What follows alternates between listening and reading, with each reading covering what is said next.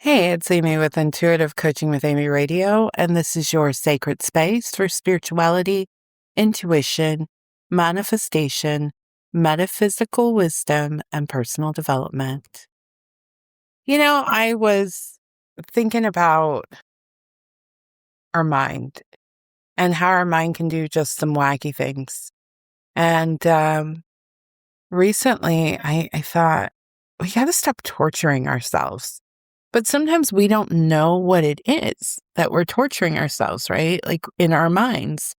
And so I thought I'd make you a list to think about so that you can catch it when it happens. So I think I'm going to entitle this show Stop Torturing Yourself. Maybe I'll make it more eloquent than that. But anyway, here's some thoughts for you to consider so you can stop torturing yourself.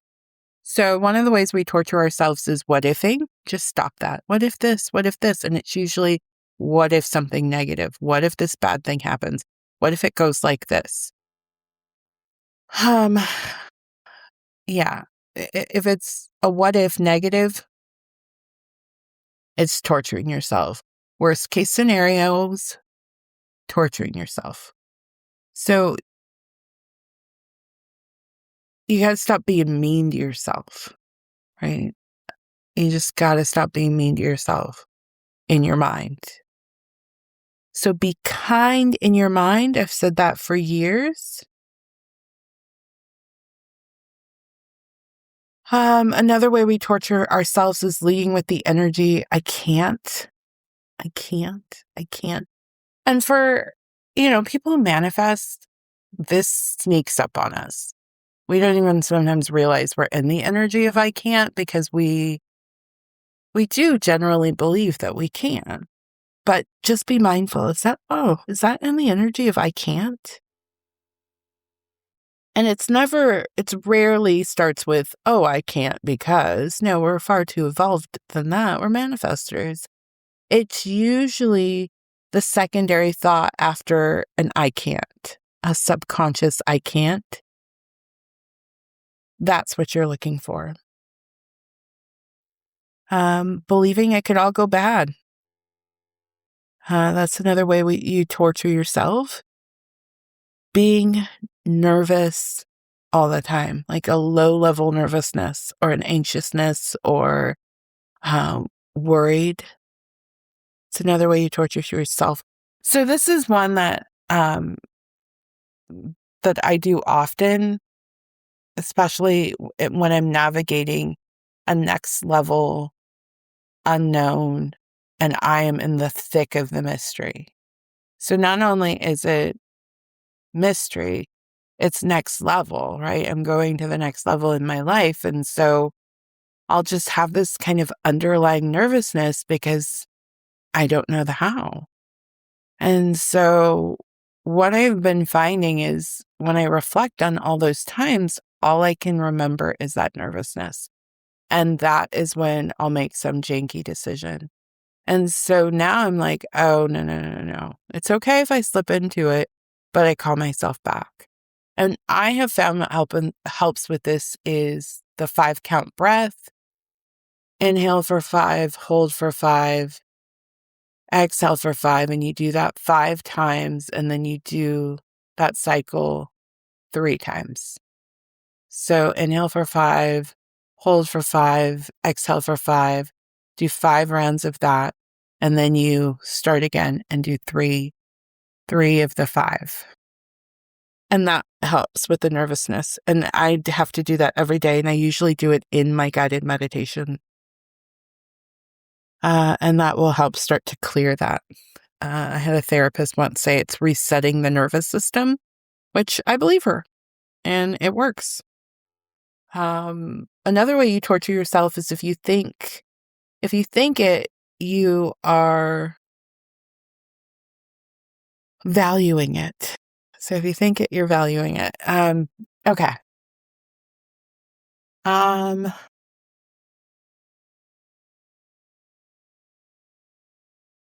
No, our thoughts don't have to be perfect. And there is tremendous grace. But if you're thinking it, you're giving it value in your world. And I do believe that the universe responds to that energy of value. So then more of it shows up. So really just be mindful of the fact that you have choice around what you think about. And yeah, I mean, I could give you an example, but just my spirit guides are even jumping in and saying, leave it at that. If you're thinking it, you're valuing it, and the universe responds to that value with more of that thing. So just be mindful of what you're thinking. Speak kindly to your body. Another way we torture ourselves is that we're really mean to our body. Just be over the top about being kind and loving and respectful to your body, no matter what's going on. And I'm not just talking about like weight, but it's your health, it's your grooming, whatever it is. Just be over the top. You are so beautiful, body. I'm so grateful for you, knees. I'm so grateful for you, teeth and gums. I'm so grateful for you, eyes. Like, you were just so perfect. You were just so amazing. It is far better for you to be so over the top with it than the counter, like, oh my God, my body is just falling apart, right? So just be over the top, speaking kindly about your body. And, just tell your body it's amazing and it's beautiful and it's vibrant and it's glorious. The next thing that we torture ourselves with is if we go through a patch where things aren't going our way, we start to feel like, oh, what does this mean? No, it doesn't mean anything other than it's time to affirm and believe that you are so lucky. The way you torture yourself is trying to find some hidden meaning, right? Nope, I'm just so lucky. I'm declaring now, I'm just so lucky.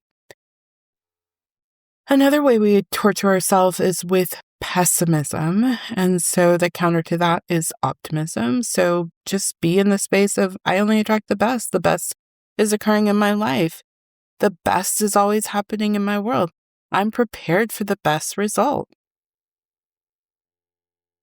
Next, stop the drama of I'm overwhelmed. Ugh, this is one. I love my sweet, sweet people. But the one that will make your dear intuitive coach cringe is Amy. I'm just so overwhelmed. And I get it. I get it. Recently this summer, I've had some things where I'm like, wow, I'm overwhelmed. And what I realize and know to be true after all these years, when overwhelm shows up, it means you have put too much stuff in your mental bag. And it is up to you to take it out. God never gives us more than we can handle. There's never really a reason to be like, I am just so overwhelmed. Especially when it's not a tragedy, right? And even in a tragedy, the last thing you need to be is overwhelmed, right? Because you want to take care of the things you need to take care of. So just let go of the whole idea of I'm so overwhelmed. Though I understand it. I'm not in any way judging you. But just remember, you put all the stuff in the bag and you can take all of that stuff out of your mental bag and focus on what's most important to you right now. My spirit guides are also saying what shows up with overwhelmed. Ooh, this is straight from the spirit. I hadn't considered this, and I pray I listen back to this show so I can remember it. And it's so true, because the one thing that I said that about this summer that I was overwhelmed, it was this issue, perfectionism. If you are finding that you are saying, oh my God, I'm so overwhelmed, it probably means that in addition to whatever that issue is that you're working through, you've also attached a perfectionist storyline to it, where you have to be perfect. The situation has to be perfect. If you're not perfect, somebody's going to judge you harshly. or you're going to look like a fool, or you're going to be embarrassed. And the cycle just continues and continues. That's what's weighing the bag down. And that's why you feel so overwhelmed. Human life is not nearly as complicated as our minds will want to make it. And when you attach a perfectionist story to it, it makes it even worse. So just be willing to let go of the drama of being overwhelmed and think of it like a melodrama, like, oh, and remind yourself, it doesn't need to be this way. You can make a different choice. Another way we torture ourselves is, I'm so confused. Nothing is working. I'm so confused. Nothing is working. No, you don't have to be confused. You don't have to be confused.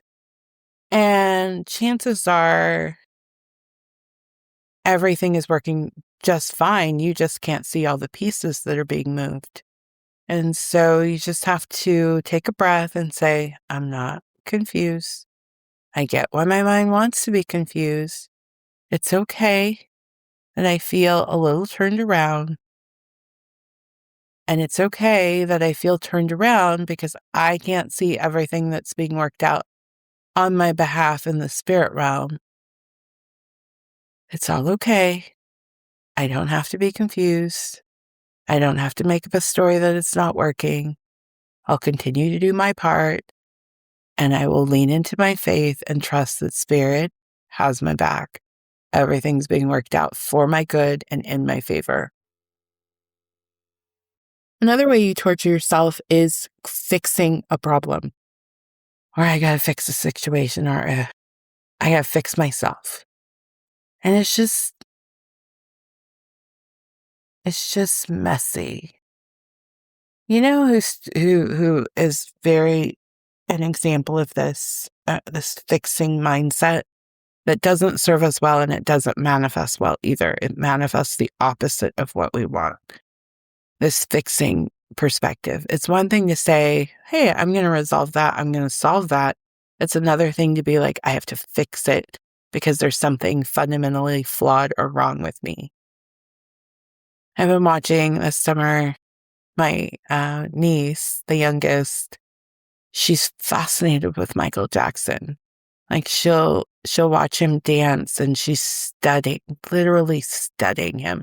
The girl's going to be an entertainer of some type, but she's just fascinated. So it's reminding me that like, oh wow, like, sure, of course, we know Michael Jackson was brilliant, but it's reminding me of like, oh wow, I forgot how gifted he was.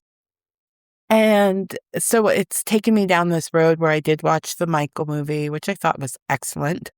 And then that took me into, like, I started watching some of the documentaries out there about him. And, a lot I already know, but what I realized was he started at a very young age in his adulthood, like early adulthood. He started the fixing. And when you start the fixing, nothing ever really gets fixed. And you wind up making things, I'm going to dare I say, worse. And I think he was an example of that. And so what I'm going to say to anyone out there that your mind just kind of defaults to, oh, I have to fix this. I have to fix this. I have to fix this. Just stop. Just stop and accept that you are good exactly as you are. You're good. You can solve things. You can make things better from a place of love and joy. You can make things more to your liking. You can make things feel more like you. However, refuse to fix. And the energy is actually different. And, interestingly enough, my spirit guides had me write in the notes, stop using personal development to fix yourself. Whew. Stop using manifestation to fix yourself. And stop using spiritual practice to fix yourself. Again, you can use all of that to enhance, to make it better, to make it more in alignment with your truth. But if you're using it because some part of you thinks you're fundamentally flawed and that there is something wrong with you or something bad, and you've got to fix it so then you are acceptable, or you have to fix it so you're not humiliated, or you have to fix it because that's coming from a mindset of perfectionism, you are torturing yourself. So just stop. If you are approaching a practice right now from the place of, I'm using this to fix myself, and I've been there many times, I've bought very expensive courses from that mindset, and I look back on those courses and they did jack shit nothing for me. Why? Not because it wasn't good material, but because my mindset was focused on fixing as opposed to enhancing or bettering or expanding my awareness. Got it? Okay. And then use your mind to create what you want as opposed to what you don't want. It's tricky, it's subtle, but it's very distinctive. You are torturing yourself if you accidentally slip into using your mind to create a result you don't want. And then lastly, one of the ways that we torture ourselves is we don't let ourselves fully and completely have exactly what we want. We're always slicing and dicing, and now is the time to just want what you want with all your heart. And anything less than that is torturing yourself. All right, I pray this is helpful. Listen, I'm an intuitive coach and I help you get what you want. I help you create your desired result. I help you take your vision that you've had for so long and turn it into reality. So if you're ready for that journey, if there's something you've been wanting, start a business, that romantic relationship, the dream house with the dream lifestyle, you can have it and it's within your reach. And I'm here to support you in getting it, no matter what the desire is. It could be to win the lottery jackpot. It could be to quit your job and travel around the world for 10 years.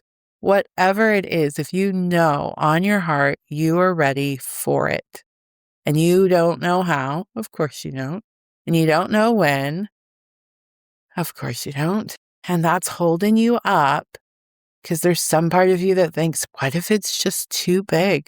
Or what if I'm asking too much? Or what if I need to find an energetic equivalent to...